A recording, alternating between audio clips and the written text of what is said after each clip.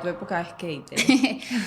Bueno, empecé a patinar a los 12 años. Siempre me gustó esto de la adrenalina. Es como tengo una pequeña adicción con la adrenalina porque es esa sensación de que como que sientes que te vas a morir, pero te sientes más vivo al mismo tiempo. Y un poco también de superar miedos. Yo siempre he sido una persona que cuando le tiene miedo a algo, me lanzo el doble a hacerlo.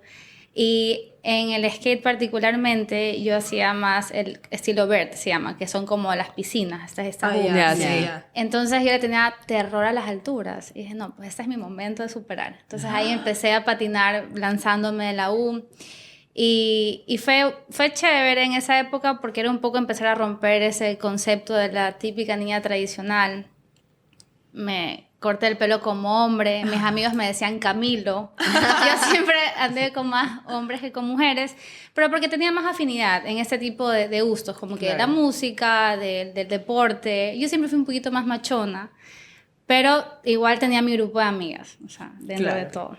Pero sí. Qué increíble. ¿Y a qué edad notaste tu habilidad por el arte? O sea, de tu gusto por el arte y de... ¿O siempre fuiste así, ¿Sabes artista? que siempre porque yo tengo dislexia. Mis procesos de aprendizaje siempre fueron distintos al común denominador. En esa época la escuela tradicional realmente no aceptaba mucho este concepto de dislexia o era relativamente nuevo, no había las herramientas que hay en la actualidad. Entonces, lo que constantemente yo escuchaba a mis profesores es que era vaga, que no quería, que no me esforzaba. O hasta ya llegó un punto que me hacían sentir como que si yo fuera boba. Claro. Por ende, mi manera de comunicarme siempre fue el arte. Yo siempre me refugiaba en los dibujos, en la pintura, porque igual el arte termina siendo otro medio de comunicación, ¿no?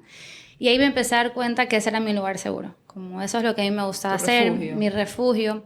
Mi papá empezó a ver mis habilidades, entonces él desde chiquita empezó a ponerme profesoras en casa. Me acuerdo que tenía una rusa que no le entendía nada, me decía trinar los colores. Y yo, ¿qué es trinar? Pero era difuminar. Después lo entendí con el tiempo. Pero... Y ahí fue donde yo empiezo como este camino y cuando ya me toca decidir qué quiero estudiar, mi papi me hace la gran pregunta y yo le dije, bueno, para mí el arte es como un estilo de vida y no me veo haciendo otra cosa.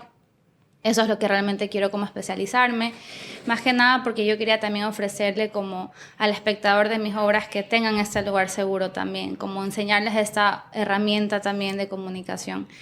Y ahí mi papi me dijo, bueno, ¿y consideras que vas a ser feliz? Y le dije, sí, porque es el único lugar donde siempre he sido feliz, no me veo en otro lugar.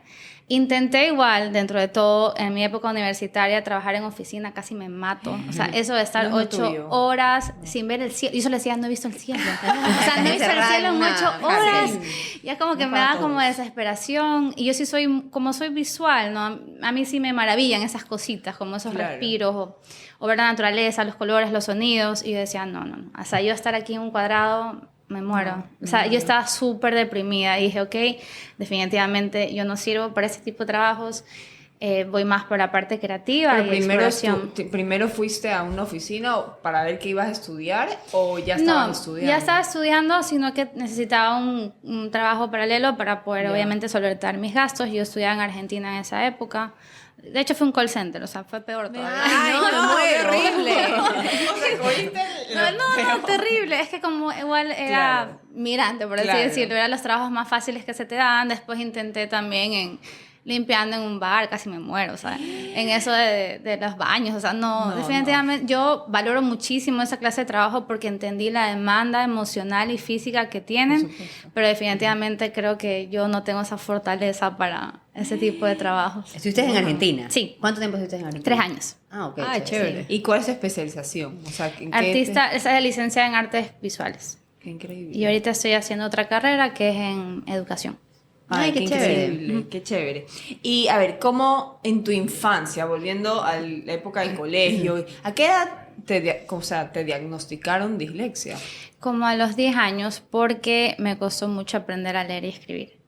O sea, realmente yo invertía mucho en las letras, la P, la B y la D son un desafío constante, porque para mí son igualitas.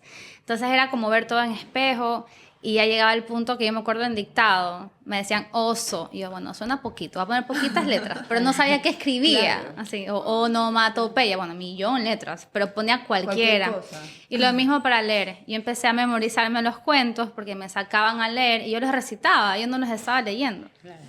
Entonces yo buscaba mis herramientas alternas para sobrevivir en esa Pero tú etapa. fuiste donde tus difícil papis para y una dices, niña. no puedo, o ellos se dieron cuenta en el colegio. Mi eso papi sí se empezó a dar cuenta. Mi papá fue padre soltero. Yo me crié con mi papi a los 5 años. Y mi papi sabía que mi mamá también tenía dislexia. Entonces es algo que Ok, realmente es hereditario. Mi hermana también tiene.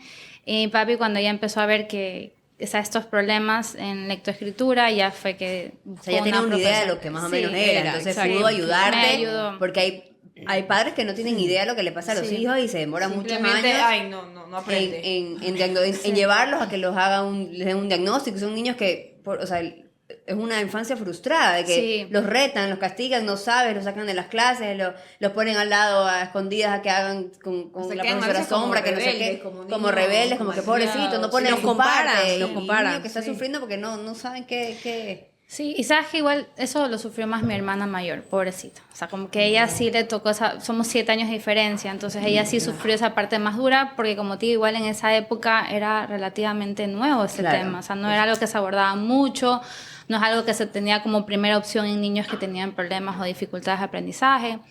Entonces, igual a mí me ayudaron relativamente un poco tarde, pero igual a tiempo. Claro, Yo ok. tenía una tutora en mi casa que se llamaba Miriam. La amo, no sé si algún día me escuche, si está por ahí.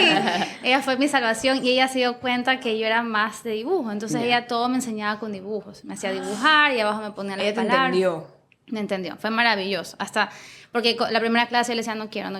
Entonces ella fue, ya mira, hagamos la carátula. Y yo vibré, pues dibujando y pegando toda mi carátula. Y ella se dio cuenta que por ahí era mi lenguaje. Y ella usó ese lenguaje para enseñarme. Y fue maravilloso. Y yo, gracias a ella, despunté. Y mi hijo mayor también tiene dislexia. Yo con él sí lo supe identificar a tiempo y le daba mis herramientas de aprendizaje. Y Pero a le veces- está yendo... Sí, le va bien, pero los primeros deberes a veces sacábamos mala nota los dos. Y no entendí, era como que un par de disléxicos estaban así. Entonces ahí mi esposo nos ayudaba, especialmente en matemáticas. O sea, yo le digo, mijito, de aquí que Dios te bendiga, aquí para adelante. Yo ya no puedo más, o sea, hasta ahí no voy. No, sí, Pero sí. ayudarlos en... Ay, no, los deberes, ya, horrible. horrible. No, horrible. Yo llego a la casa después de trabajar y veo que mis hijas tienen que hacer deberes y yo estoy, Dios, Dice igual. qué horror que son los deberes. Dios mío. ¿Cuántos años tiene tu hijo mayor? 11 ya. Bueno, muchas Ay, qué rico, gracias. Casa Casa Julián. Se ve por esta comida delicioso. deliciosa.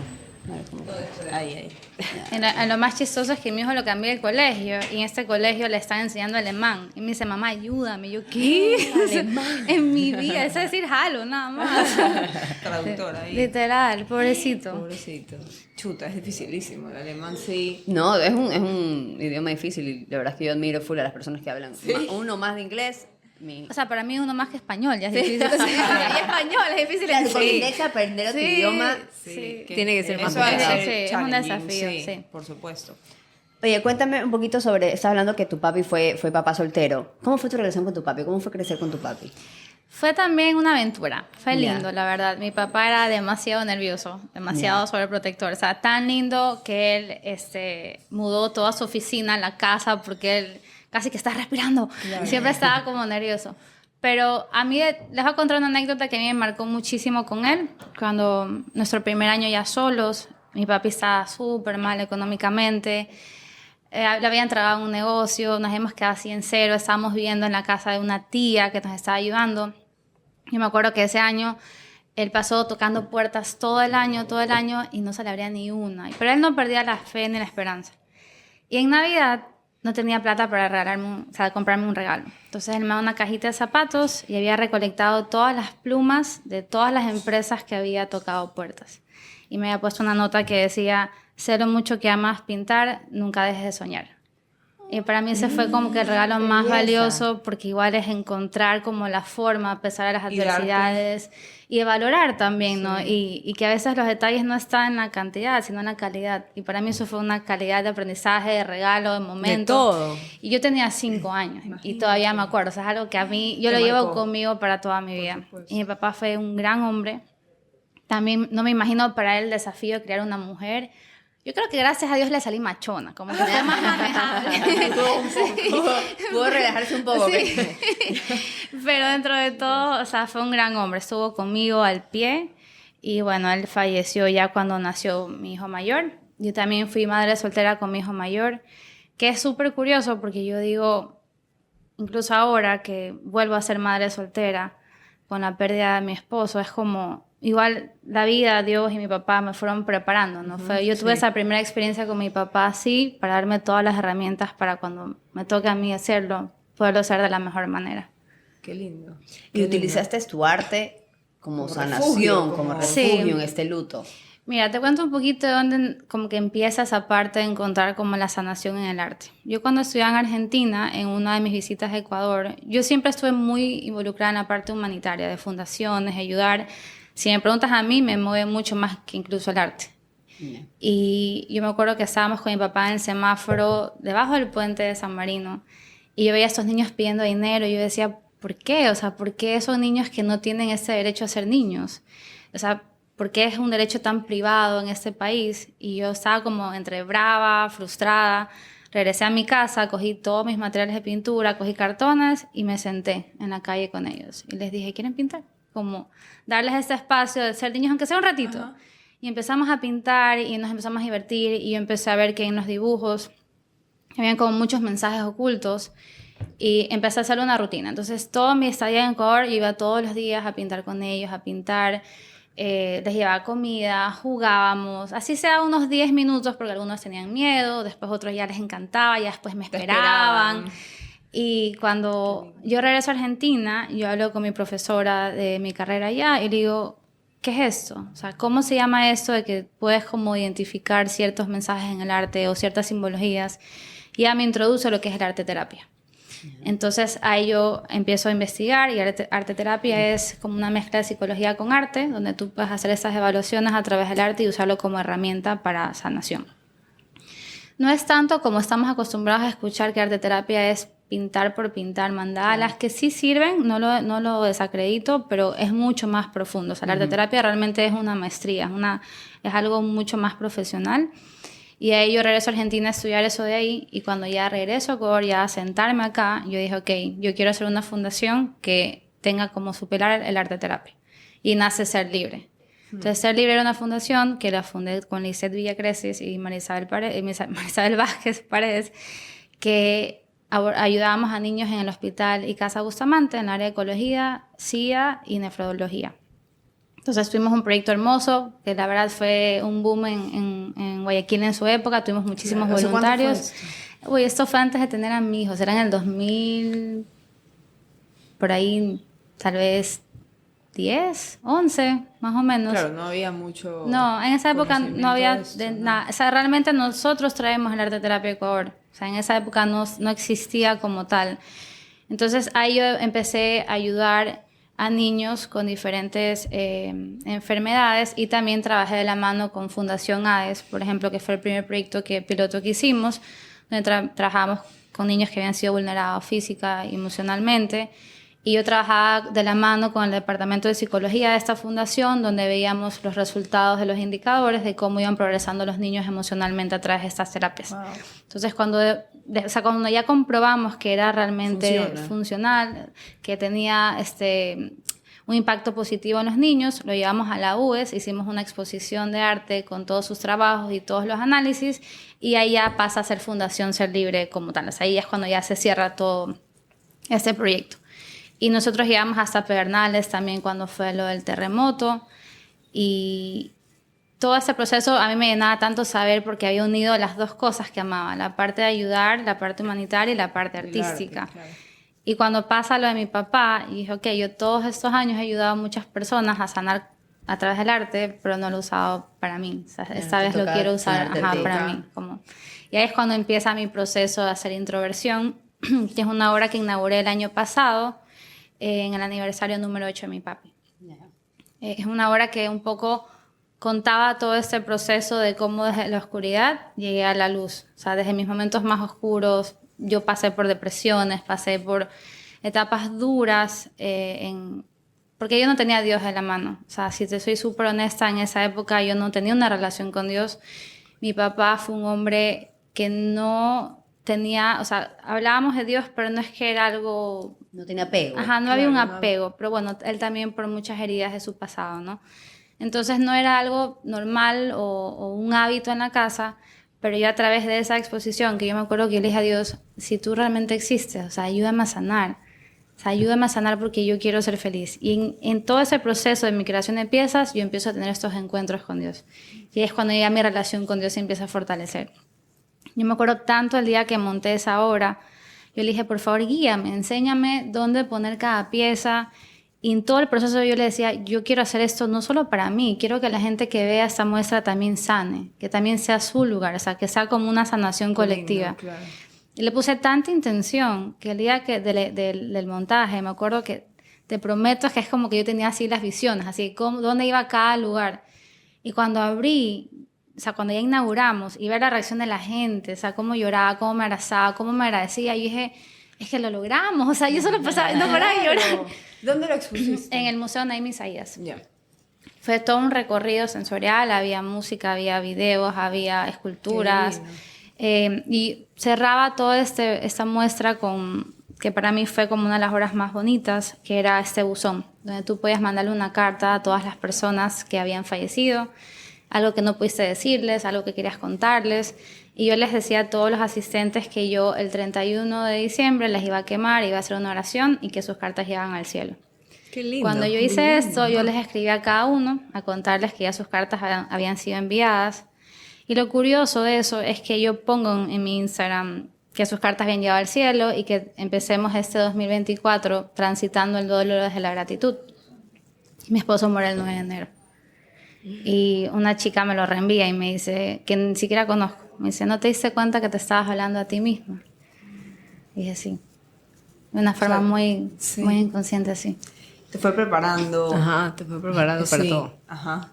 Bueno, para quienes no saben, estamos aquí con Camille Gamarra, que nos está contando su historia de vida. Y la verdad es que es súper interesante. La verdad es que todo el camino que has recorrido. Eres súper Un valiente. ejemplo de Sí. fuerza, fe, Gracias. valentía, Sí, sí.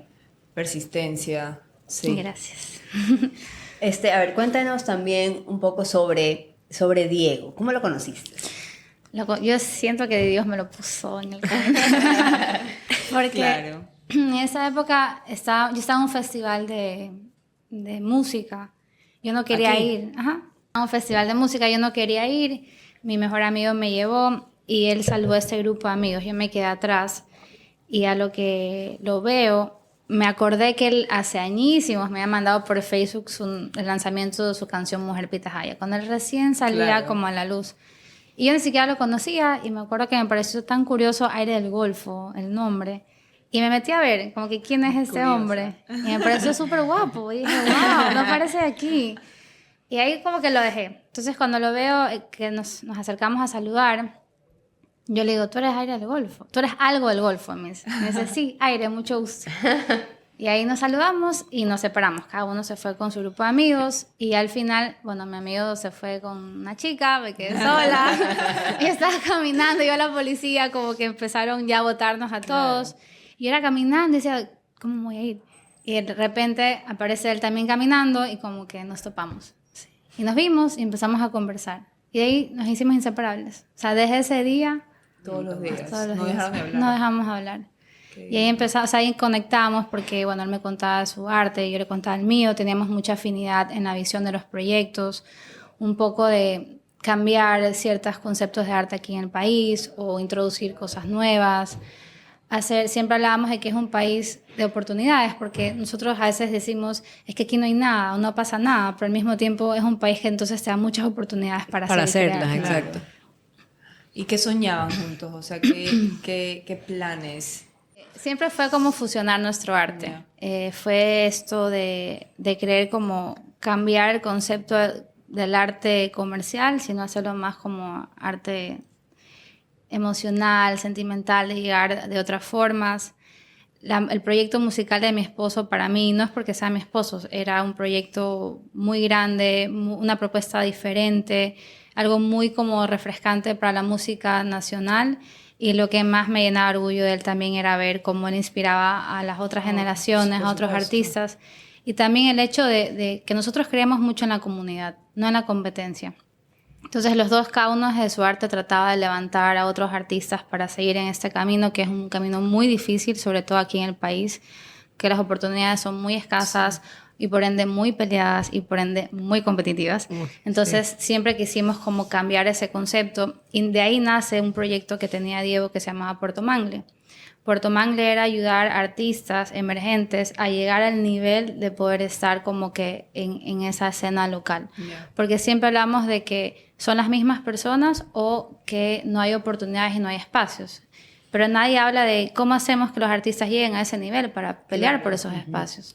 Entonces, nuestra idea como pareja era poder como acompañar, hacer ese acompañamiento en todo ese camino del artista para potenciarlo y poder buscar esos nuevos espacios, tanto aquí como afuera. ¿Y todavía sigue ese...? Nosotros ahorita, junto a Luis Sáenz, María José Chancay y José Ayala, que son mejores amigos de mi esposo y también que han estado con él en su proyecto Área del Golfo, hemos creado la Fundación Diego Gallardo Molina, que vamos a impulsar ese proyecto que él tenía, que era su gran sueño, que realmente lo empezó ya vio la luz ese proyecto el año pasado, en diciembre. Entonces queremos continuar con ese legado. Ay, qué chévere. Qué lindo. Qué chévere. Y cuando comenzaste tu relación con Diego y tu relación con tu hijo mayor, ¿cómo fue Se esa llevaron bien desde el conexión? principio. Claro, Sabes que yo fui un poco recelosa al comienzo como de que se conozcan. Yeah. No se conocieron hasta después del segundo año. Porque yo también quería ver cómo era mi Claro, relación con claro. él, no quería un apego y un desapego. Para y que no se desilusione. Sí, yo por sí cualquier he sido cosa, como claro. que muy protector en eso.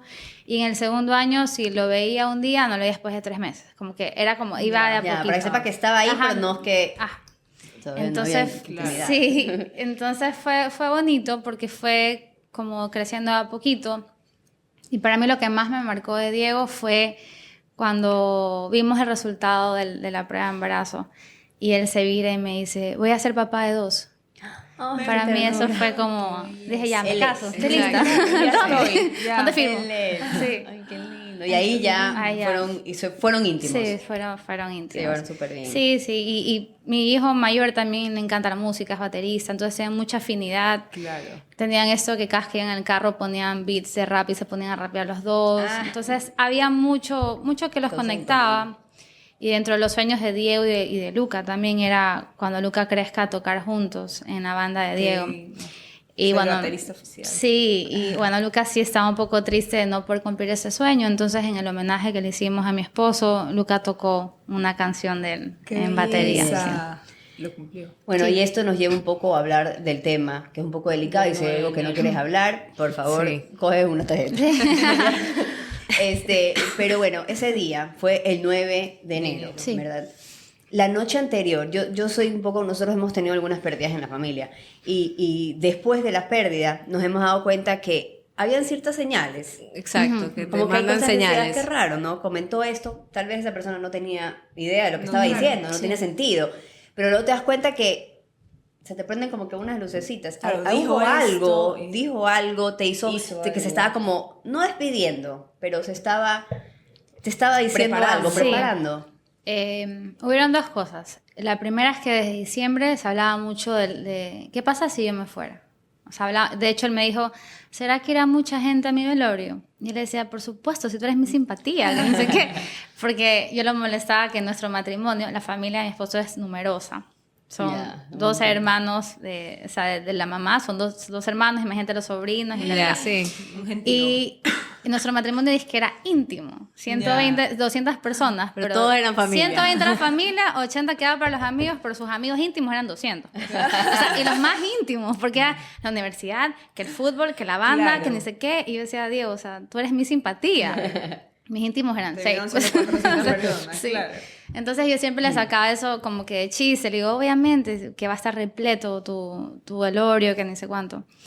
Y él me decía, la música, es que la música es lo único que yo le voy a dejar a mis hijos. Entonces él como que estaba mucho más metido en retomar, porque sí lo dejó pausado un tiempo, en retomar ese proyecto.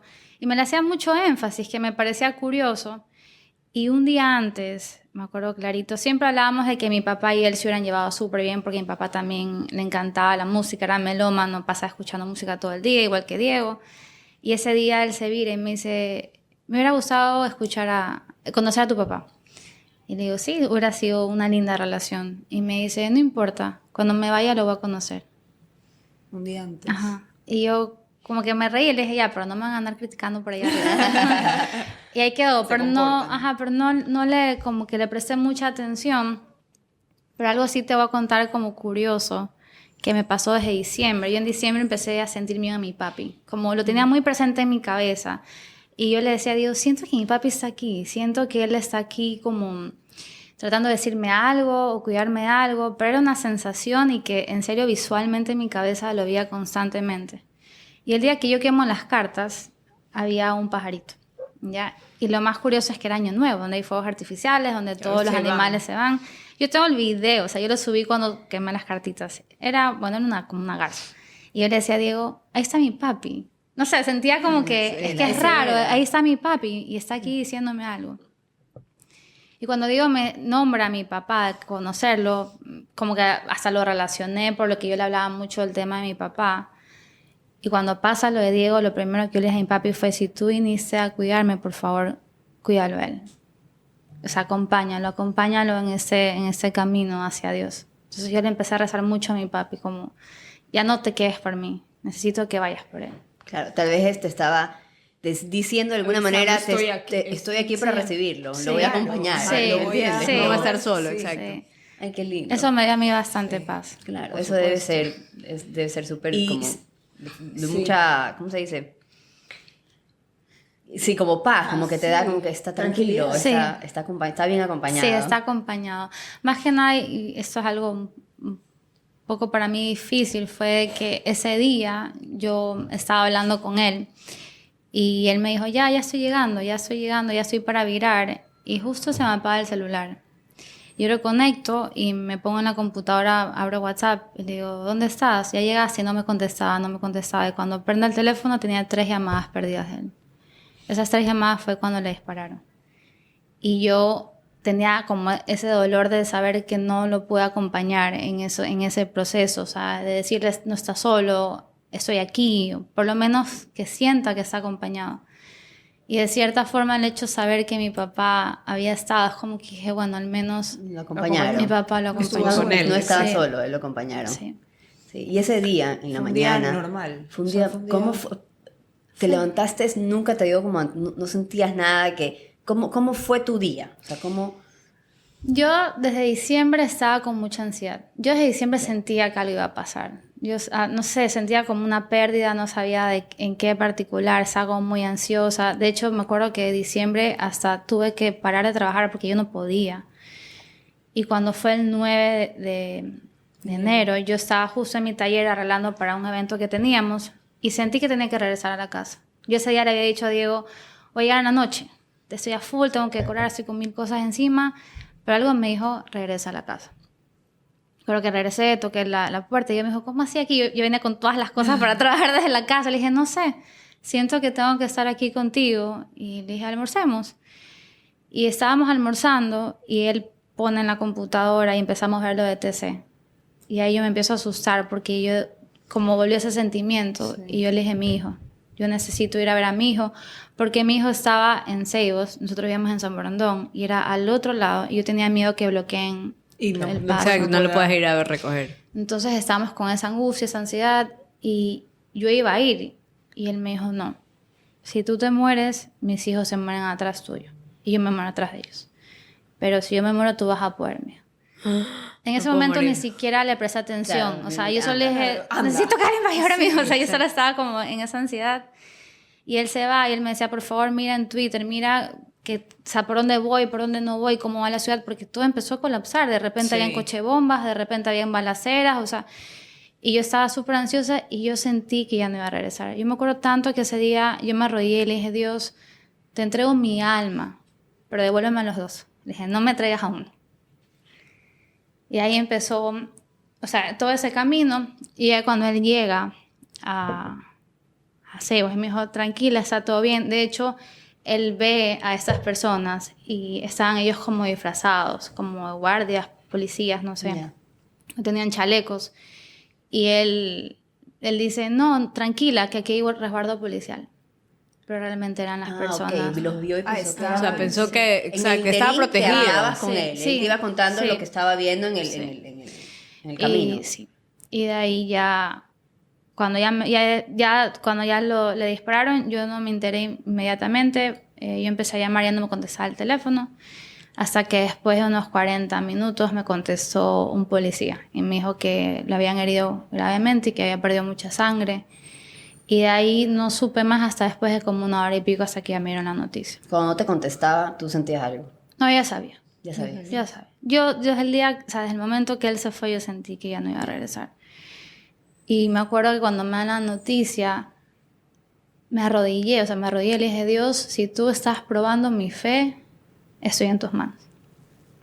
Te lo entrego. 100%. Qué lindo, porque pudo haber pasado lo contrario. Sí. Qué lindo que hayas entregado y te hayas llenado de esa paz. Sí. Sí. Es que ya yo venía cursando un duelo sin Dios, que lo descubrí en ese trayecto, y para mí fue, ok, vamos a poner a prueba todo lo que aprendimos el anterior. Claro. Por eso yo le dije, yo me entrego. Y todo este duelo lo he sobrellevado confiando en su voluntad y agradeciendo, porque para mí la clave Te sientes más fuerte. Me siento más fuerte. No te voy a mentir, por supuesto me duele, por supuesto lloro. Toda esa parte humana es completamente normal y necesaria. Pero mi parte espiritual es la fuerte. O sea, mi parte espiritual es la que va totalmente entregada a Dios y aceptando su voluntad en medio del caos, porque al final del día es eso. A veces nosotros nos fijamos en lo que no tenemos en vez de lo que sí tenemos. Y para mí fue, ok, lo voy a ver desde otro lado. Yo podría decir todo el tiempo que me quitaron con Diego, todo el tiempo mis sueños con él, mis metas. Nosotros nos veíamos de viejitos, ¿no? Pero yo me quedo con la gratitud de agradecer que sí, no fueron muchos años de matrimonio, fueron 2, pero fueron 2 años maravillosos. Y yo agradezco porque pude experimentar eso, pude vivir ese amor tan bonito. Agradezco porque conocí a un hombre maravilloso que me ayudó a mí también a sanar, a ser mejor persona. Superar, claro. Agradezco porque me dio a mi hijo más chiquito. O sea, hay tantas cosas por las cuales yo puedo agradecer que hace que yo no me quede en ese estado negativo. Y como yo siempre digo, mi esposo murió por amor. Fue por ir a salvar a mi hijo, que lo hizo suyo. Él dio su vida por mi hijo. Y sería como deshonrar su memoria si yo transitara el duelo diferente. Si lo transitara desde el dolor, desde el resentimiento. Porque es difícil aceptar que una persona externa apagó su vida. Pero esa justicia yo se la dejo a Dios. Eso a mí no me corresponde. Yo no... Ni siquiera me interesa, ¿sabes? Ni siquiera he llegado al punto de decir quién fue, quiero buscarlo. Dije, yo no lo voy a transitar desde ahí. Y el hecho de que la muerte de mi esposo haya resonado tanto, para mí fue claro que esa era su misión. El Padre Pío tiene esta frase, no textual, pero el mensaje es de mi misión empieza cuando yo parto, porque ahí, o sea, ahí es cuando empieza realmente a sonar mi palabra. Y para mí fue eso, la muerte de Diego. El momento que él fallece es cuando empieza a tomar fuerza su misión, su mensaje. Cuánta gente no volvió a Dios, volvió a la fe. Y yo honestamente pienso que parte de mi misión también es esa, como el seguir expandiendo esa palabra de Dios. O sea, de poder hablar de este tema del duelo que a veces es un tabú. La gente le da miedo hablar del duelo. Sí. Es algo muy solitario. No le gusta es preguntar algo... tampoco. No, la gente tiene miedo a veces a acercarse. Sí. Y es como, sí, el duelo puede ser solitario, es verdad. Cada uno lo lidia diferente. No porque perdamos a la misma persona lo vamos a hacer igual. Pero al final del día tenemos que todos converger que vamos a ir de la mano de Dios para poderlo hacer sostenible, ¿no? Y también hay este concepto de que el duelo tiene que ser negativo, que es algo que yo trato de cierta manera, un poquito tratar de enseñar, que no es así, porque sí ha pasado de que si sonrío o si estoy bien, la gente van a juzgar. me juzgan. Y eso ha sido difícil dentro del proceso, porque para mí yo tengo un privilegio que mi esposo ya no tiene, que es estar aquí. Es estar viva, exacto. Es estar aquí, abrazar a las personas que quiero, Tienes poder 2 hijos que tienes ver que crecer estar- a mis hijos. o sea, de compartir con mis amigas. Yo antes, por ejemplo, nunca salía, siempre fui súper antisocial.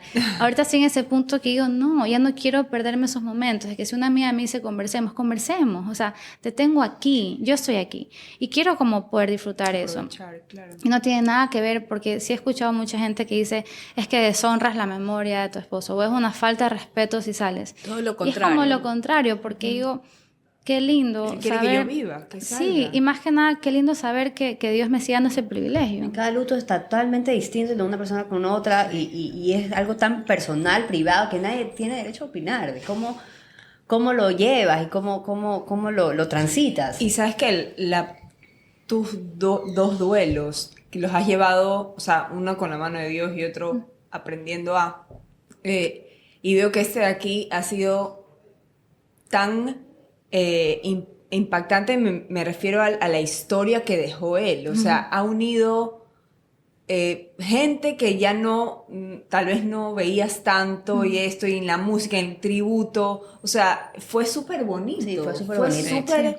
Cómo unió a millón de gente. Mire que yo era amiga de Diego de hace años y fue como ese tributo, fue como un recordatorio de todo lo que tenemos aquí, de qué lindo que era la música espectacular. Y que mucha O gente sea, tal vez no lo conoció o lo había escuchado, Sí. pero eso fue un boom, o sea, la gente comenzó Su inclusive... música también claro. abrió ojos, o sea, mente, Fue muy o sea, bonito. muy Sí. bonito.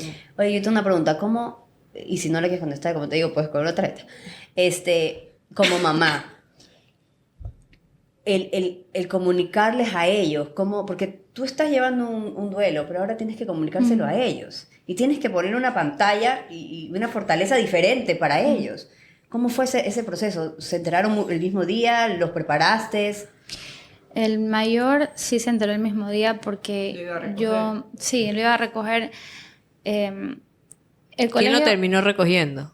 ¿Tuviste que ir tú? yo, pero recién pude ir a las 10 de la noche porque pasó lo que bloquearon la ciudad.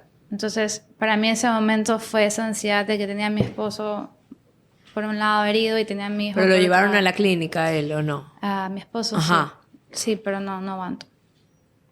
Entonces, Lucas sí estaba en este proceso de que por qué no llega, por qué Claro. se demora. Algo pasó. Ansioso. Sabía que algo pasaba.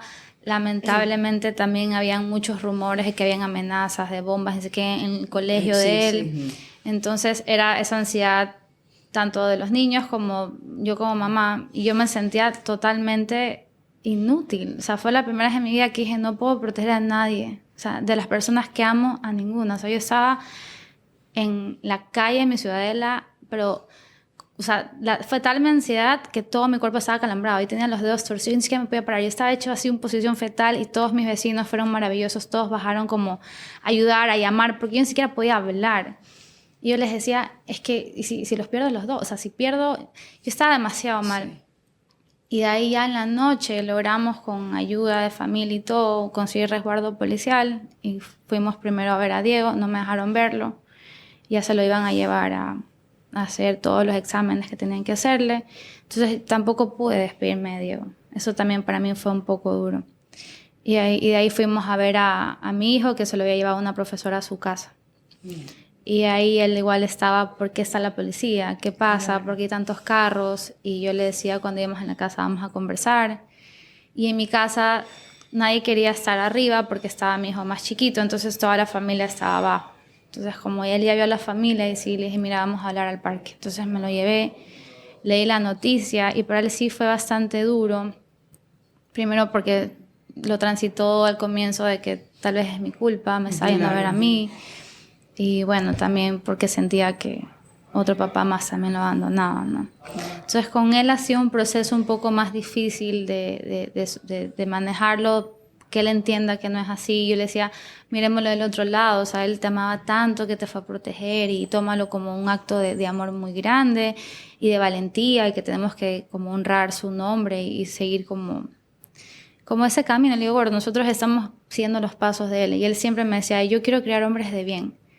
Entonces yo le decía, mira qué enseñanza más linda que nos deja, ¿no? Con el más chiquito yo trato de verlo, o sea, es más pequeño, es más ¿Tiene difícil. cuántos años? 3 años. O sea, es más difícil para como un poco dimensionar lo que pasa o entender lo que pasa. Pero yo le hablo de ese lugar especial. Yo no le digo un cielo, porque ellos relacionan en el avión, me voy al cielo. Sí. Entonces ella le hablaba mucho de ese lugar especial y siempre le habló como con mucha emoción. Mi papá está en este súper lugar especial con Papito Dios. Igual ya cada vez que va creciendo me dice, pero llámalo, pero yo quiero ir. Claro. Y yo digo, es que todavía no podemos. Entonces lo que he tratado de hacer con él es, como cada vez que vamos al cementerio, dejarle cartitas o dibujitos y decirle, mira, aquí es un lugar también mágico porque aquí, ¡fum!, basta, papá, todos esos mensajes. Pero con él igual es más lento y va de a poquito. Trato de que sea igual como alegre. Al comienzo yo me reprimía mucho y no lloraba al frente de mis hijos, pero después la psicóloga me dijo que es necesario. Ellos aprenden con el ejemplo y que entiendan también que es normal llorar, que está bien llorar y que también les diga cuando ellos estaban tristes, yo también lo extraño, yo también. Entonces lo he venido trabajando de esa forma, pero igual dándoles también esta parte de alegría.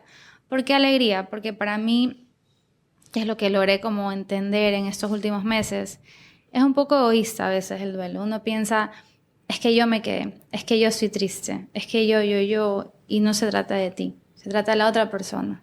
Y yo que soy fiel creyente en Dios, digo, ¿cómo pudiera estar triste de saber que mi esposo está con Dios? O sea, ¿qué es la cosa más hermosa que le puede pasar a alguien? Entonces, ahí empecé como a decir, ok, no lo voy a ver como algo malo, sino como algo increíble. Él estuvo más rápido, pero al final del día todos vamos a llegar ahí. Y hoy qué lindo que ella lo esté viviendo, esa paz plena, ese amor puro y gigante. Y simplemente, que lo mismo le dije cuando lo enterré, le dije que iba a hacer todo en esta vida para ganarme el cielo y volverlo a ver. Solo se te adelantó, Sí. solo se te adelantó. Es como un viaje. Sí. Él está de viaje, llegó más rápido, pero... Exacto. Y por eso desde ahí lo empezó a transitar con mucha emoción. Es como el saber que está con un amor de Dios, es como ya lo hace distinto. Y es lo que trato que mis hijos también entiendan. Por eso lo veo como muy, le digo, este lugar súper especial, Claro. como súper feliz. Claro. Y has utilizado de nuevo el arte para llevar este luto. O sea, ¿cómo cambió tu arte de tu primer luto a tu segundo luto? ¿Sabes? Todavía no he empezado a trabajar en esas piezas, Ya. pero sí tengo programado el siguiente mes empezar a trabajar en Introversión 2. Ya. El de mi papi era el duelo después del duelo, porque fue un duelo que empecé a transitarlo mucho después de cuando Ya. pasó. Y este se va a llamar El amor después del amor, que va a Qué ser lindo, para Diego. qué lindo. Lo voy a inaugurar el día de su aniversario. No lo había trabajado todavía porque estaba tratando primero como de organizar mis emociones, mi vida, Claro. todo. Entonces todavía no tenía el tiempo ni la cabeza porque aparte también estaba haciendo sus proyectos. Algo que para mí era súper importante es que cuando yo empiezo a hacer La Petite Artiste, que es este proyecto de arte que yo tengo, Diego me apoyó incondicionalmente en todos mis sueños, mis metas. Él siempre me decía como... Pasaste tanto tiempo porque me tocó ser madre soltera sola que él me dijo, yo quiero regalarte ese espacio que tú ahora puedas como cumplir tus sueños, ¿no? Y yo siempre le decía, y lo voy a dar con toda la Petite para cuando, o sea, llegar a ese punto que yo te diga, ahora tú renuncias, eran todos tus sueños. Y yo estaba que le daba con todo. Y me dolió saber que no llegué, o sea, no llegué a poderle dar ese espacio. Entonces desde ahí me prometí que iba a cumplir con su proyecto y desde que falleció hemos ya sacado 2 canciones, vamos a sacar una tercera ahora en su cumpleaños y es terminar de hacer ese proyecto que él tenía y una forma también de dejarle eso a mis hijos y al mundo, a mis hijos también para que sientan a su papá un poquito más cerquita y a medida que vayan creciendo puedan conocer quién era como artista, como hombre, como persona, cómo veía el mundo, ¿no? Y sentirlo un poquito más cerquita. Él dejó grabado algunas ¿Cuántas canciones? dejó? Uy, tengo miles. O Ay. sea, hay como 2 álbumes más todavía por terminar. Ay, qué chévere. Hay algunas canciones de esas que están grabadas, que están como grabadas caseras, que son el verdadero desafío Claro. con el que me enfrento, Claro. porque no, o sea, la edición, nitidez que- y todo no es. Sí, no es lo mismo. Pero igual ahí estamos trabajando. trabajar. Tengo Claro, todos los claro. amigos de Diego músicos que están apoyándome incondicionalmente en este proyecto. increíble. Entonces ahí pasamos en el estudio. Y sabes que hablando del arte como sanación, para mí en este proceso el arte de Diego ha sido mi sanación. O sea, el hecho de estar en el estudio haciendo Y su siente música. siente que lo tienes cerquita, me Sí. explico, porque escuchas la música de él nueva. Sí. ¿De qué otra manera lo has sentido? Uy, miles. Pero es algo, bueno, no sé, a lo mejor no mucha gente comparta, ¿ya? Pero nosotros siempre hablábamos de la numerología, Numerología, ¿ya? De los ángeles ángeles. Y siempre hablábamos que si uno de los dos se iba, iba a comunicarse a través de los números. Y el primer día, el día que que ya lo enterramos. Yo me acuerdo un post que Sí. Una maquinita, Ajá, una ajá. cosita. que- A ver, ¿cómo fue? Ese día yo llego a mi casa ya después de enterrar a Diego y escuchaba que pitaba esa cosita. Y yo me acuerdo que yo llegué y le digo, Diego, ¿y ahora qué hago? O sea, me sentí como en la casa, o sea, vacía, mis hijos no estaban y yo le decía, ¿qué hago? O sea, ya no sé para dónde ir, no sé para dónde caminar. Y pitaba. Y escuché que alguien me decía, busca el sonido. Entonces empecé a buscar y llego al cuarto de mi hijo. Y era ese aparatito que mi hijo menor lo había metido en agua, ya no funcionaba. Y veía que se prendía y veo unos números. O sea, como que pensé por un momento los números angelicales, pero no le paré mucha atención. Y dije, lo voy a filmar para no olvidarme y después buscar estos números. Entonces lo filmé, me acosté en mi cama y volví a preguntarle, ¿y ahora qué hago? Y me dijo, busca el mensaje.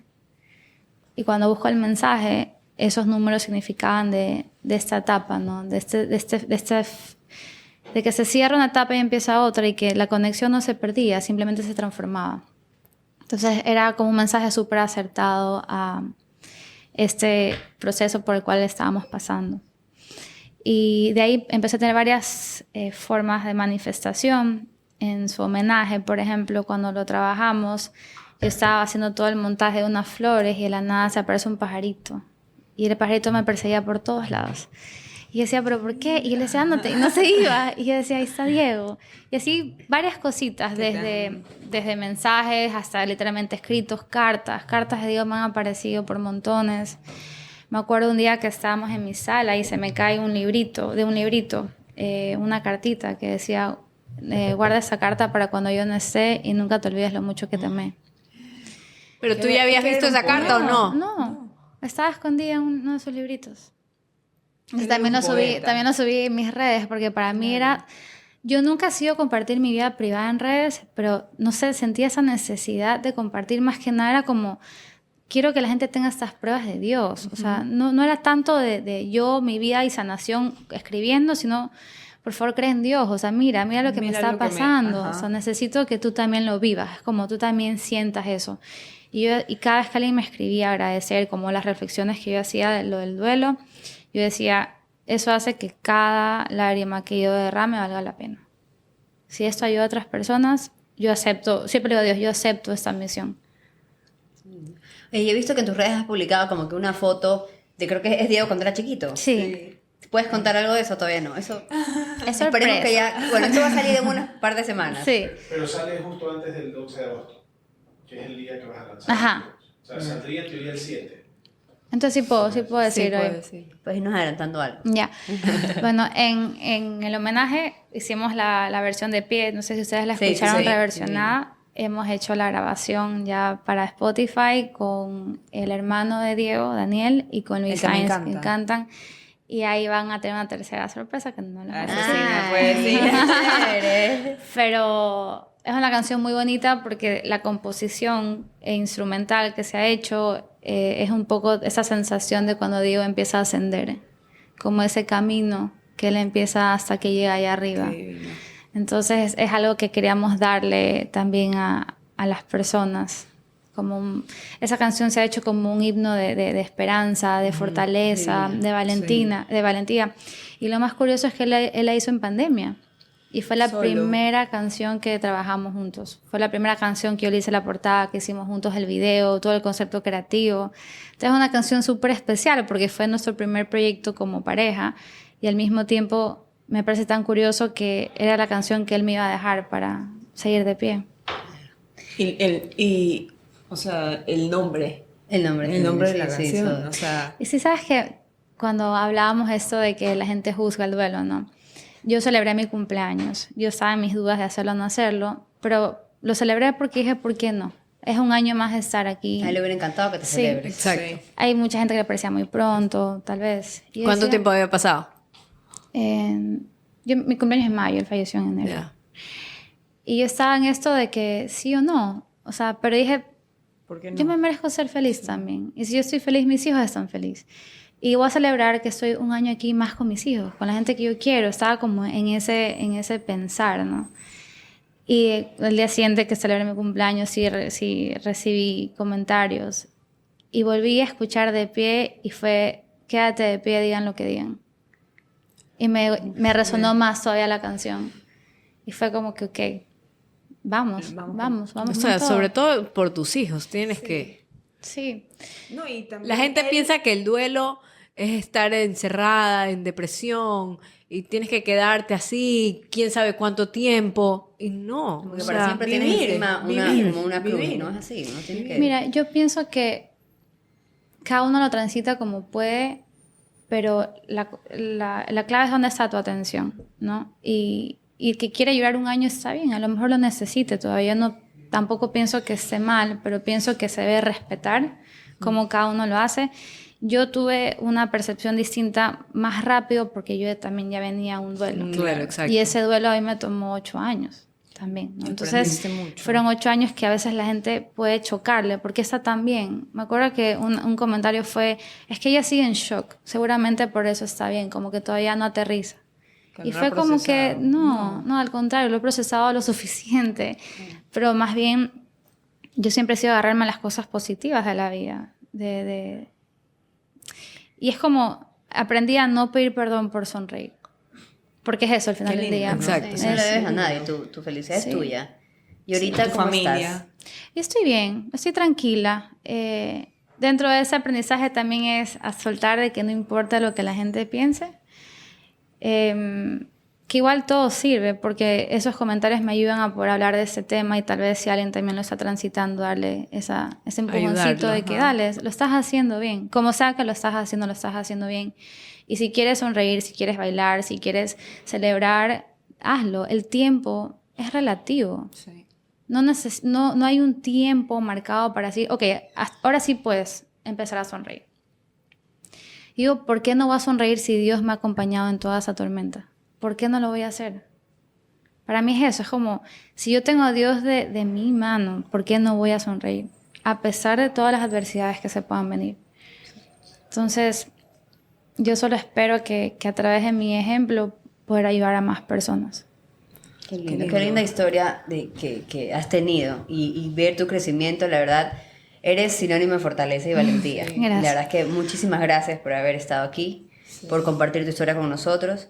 Te deseamos toda la suerte del mundo, que te vaya increíble En en todos todos tus los proyectos. proyectos, en Gracias, todo lo que hagas, te lo muchísimas gracias. mereces, Sí, te lo mereces. Muchísimas gracias. No, te va a ir excelente. Así que muchísimas gracias por haber estado aquí. No, con gracias por la nosotros. por invitación. compartir, por compartir tu historia, que no es muy fácil de contarla. Sí, Sí, pero no, gracias a ustedes por darme el espacio para seguir expandiendo la palabra de Dios al final del día.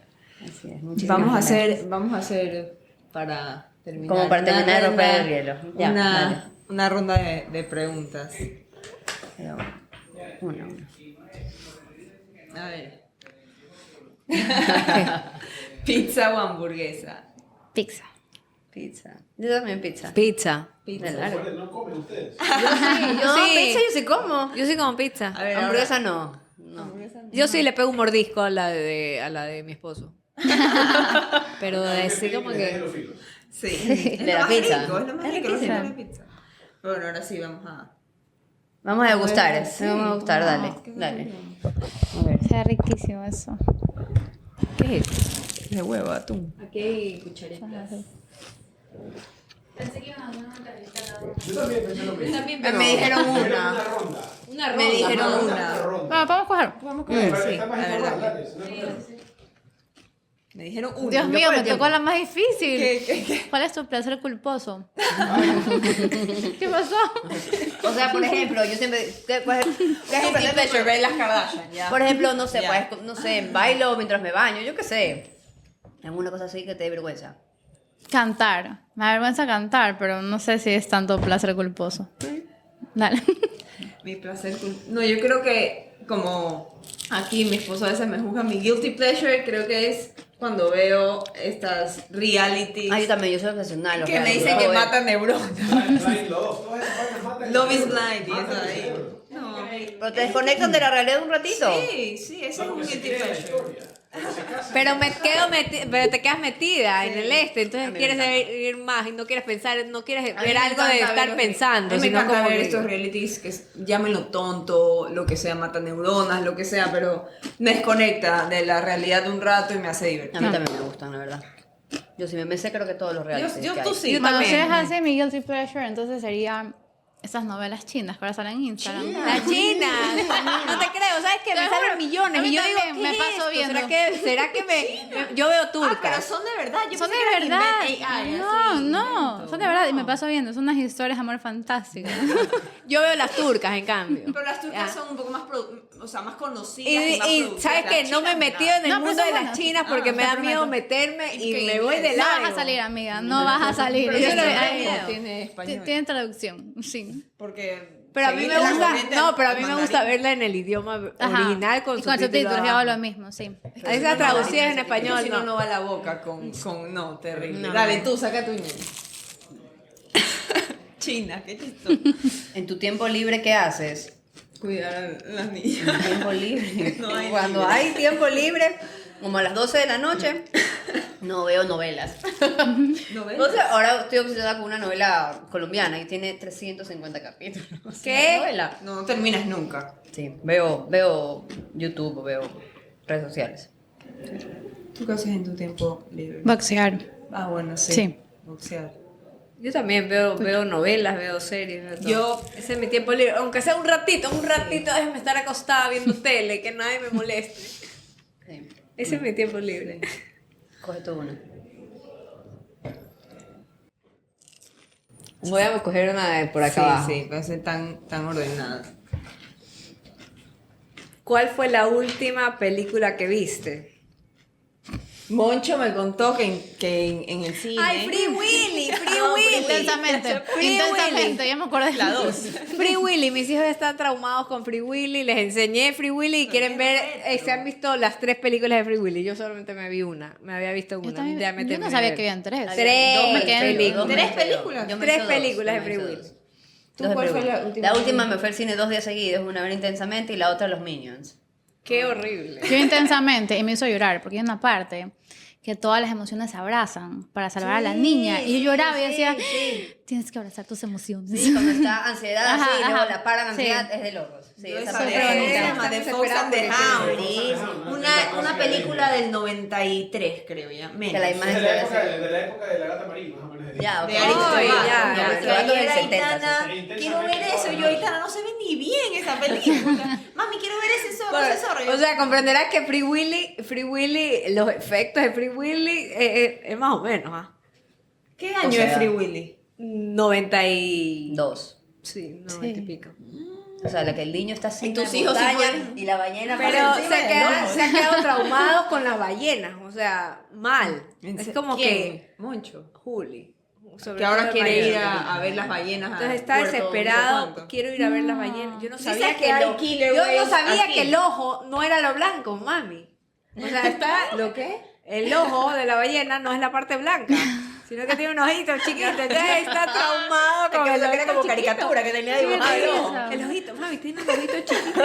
Dios. Qué gracioso. Los hijos de Dominic son bien Igual que ella, graciosos. Sí, igual de ocurrido, se lo juro. No, pero sí sabes que aquí hay killer whales. ¿Quiero ver? O sea, Free Willy. Ay, Orcas. No, sí sabes que aquí había. Orcas. No tenía idea que aquí habían. Según yo eran las ballenas que ven saltar en el La Doña jorobada. esa En, Jorobada. en Galápagos hay las que tú dices.